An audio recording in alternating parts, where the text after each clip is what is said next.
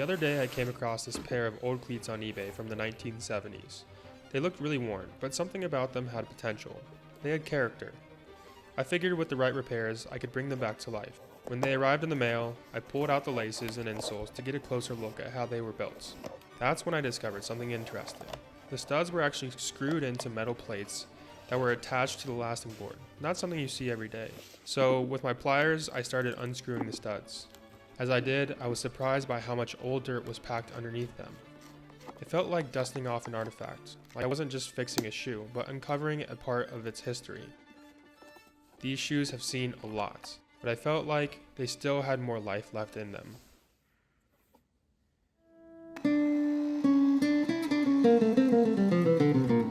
To get the sole off, I used a heat gun to soften the glue. It's kind of like when you leave your shoes out in the car and the soles start peeling off on their own.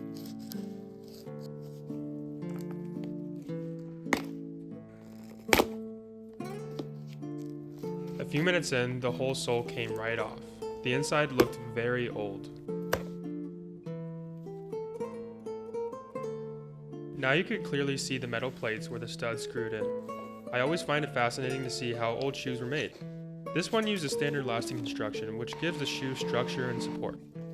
At first, I thought I could keep the original lasting board, but after messing with the metal pieces for a bit, I realized I couldn't get them out cleanly, so I decided to fully replace it. A little more heat and the board came right off. I traced the shape onto a fresh one, cut it out, and glued it back in. It fit perfectly.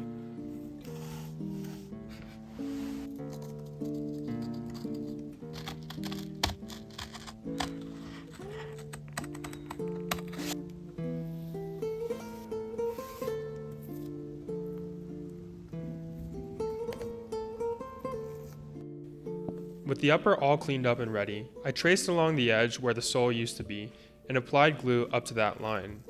This helped me line up the new fake welt I would add. The welt adds character, but more importantly, it makes the shoe easier to resole in the future, giving it a longer lifespan. Since my plan is to add a Vibram lug sole, I also needed to add a heel shank. This hard piece of steel provides structure and supports the arch of the foot. After carving out a bit of the leather to make room, I glued the shank directly to the new board. Then I filled the surrounding space with cork filler. Over time, the cork will mold to the shape of the foot, adding comfort and support.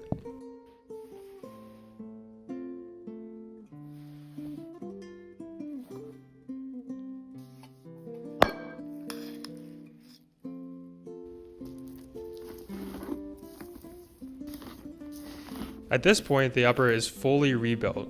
Now it's time for the fun part, taking it to the repair shop to finish the sole. Sanding is crucial. It helps the glue stick better and gives the midsole a clean surface to bond to.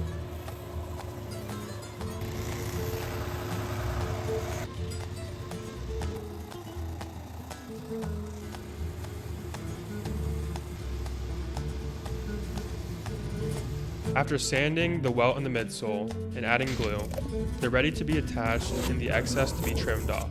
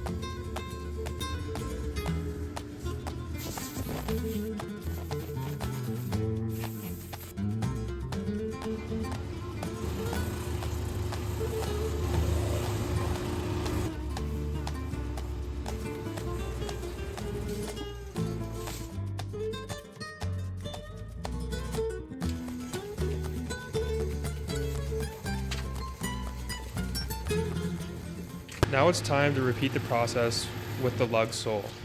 This sole gives great traction and adds a dressed up, rugged look, exactly the vibe I'm looking for.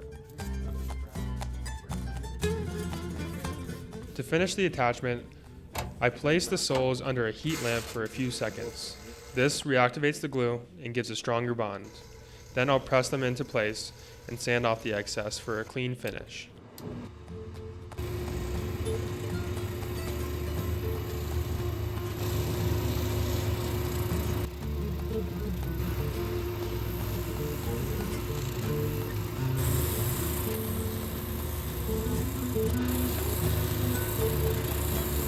Now all that's left are the final touches, adding a tongue tab for my brand, Ponder, and of course lacing them up.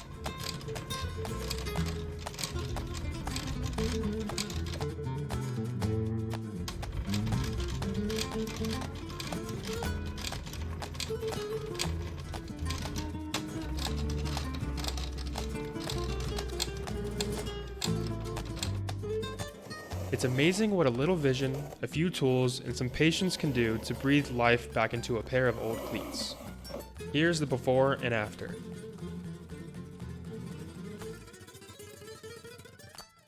Thanks for watching, and let me know what you think in the comments.